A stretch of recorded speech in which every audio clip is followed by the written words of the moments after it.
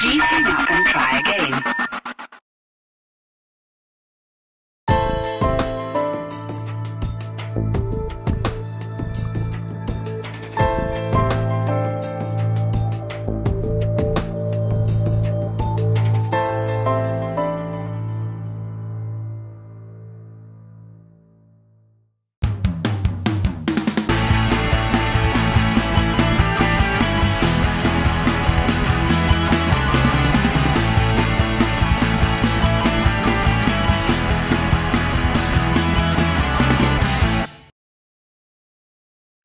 Ναι, λοιπόν, η ώρα είναι 11:20.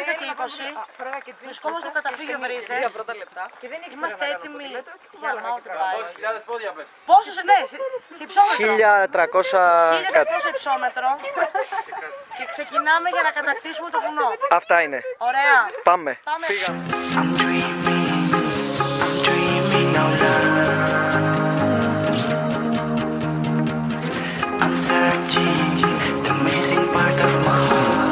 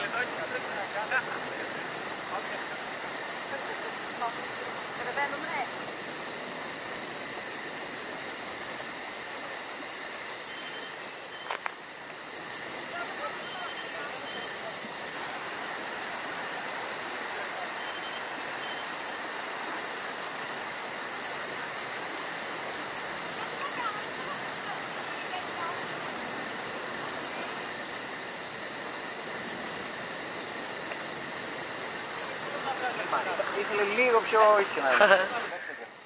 Τέλεια πάμε. Είσαι λίγο ξενερωμένη όμως, τα βλέπω. Πετάμε προορισμό. Τι κάνει. Πετάμε προορισμό και Στα τρελά. Κάπως από πάμε. Θέλω να δηλώσω το εξής. Η επόμενη εξόρμηση είναι ράφτινγκ. Το λέμε τώρα από τώρα. Πρέπει να το κάνουμε και αυτό. Έχει κλείσει. Το λέω, γι' αυτό το δήλωσα στην κάμερα. Παιδιά, θέλω οπωσδήποτε να πάω. Πολλά χρόνια θέλω. Εδώ με τον Δημήτρη που είναι. Δείξε λίγο Δημήτρη. Δημήτρης. Δημήτρης που είναι μάχημος και ξέρει τα πάντα. Θα μας λέει και στο του τόπου ο Δημήτρης. Βεβαίως. Λοιπόν, δεν έχω να δηλώσω τίποτα. Απλά θέλω να δείξεις τι γίνεται από κάτω. Πες μας πού βρισκόμαστε ακριβώς. Πού βρισκόμαστε, στην Κιώνα. Όχι σαν τοποθεσία, σαν τοπίο, τι βλέπουμε. Βλέπουμε μόνο έλατο. Πέτρα, τίποτα άλλο. Πες μας τι είναι κάτω από τα πόδια σου αυτή τη στιγμή. Και πάλι έλατο. Και ένα χάος 500 μέτρων. Τίποτα. Δεν υπάρχει. Ο Για. βράχος που κάθεσε αρχίζει και ξεκολλάει νομίζω. Όλο ευθεία. Τον έβλεπω και ανοίγει. Λέμε τώρα. Τον πήρε το κρεμό. Το κρεμό του βγάλαμε. Και πάλι με το κρεμό του το βγάλουμε. Υπάρχει μπροστά από έναν κρεμό, αυτό με νοιάζει.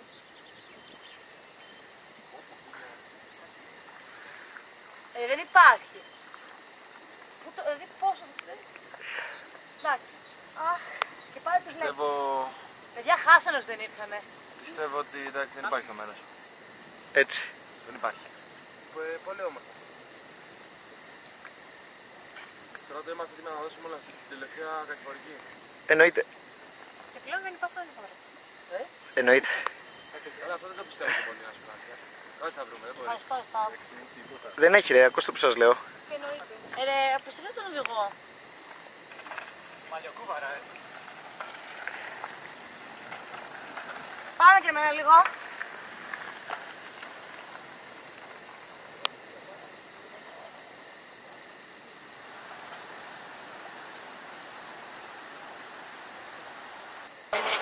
Φεύγω μέσα.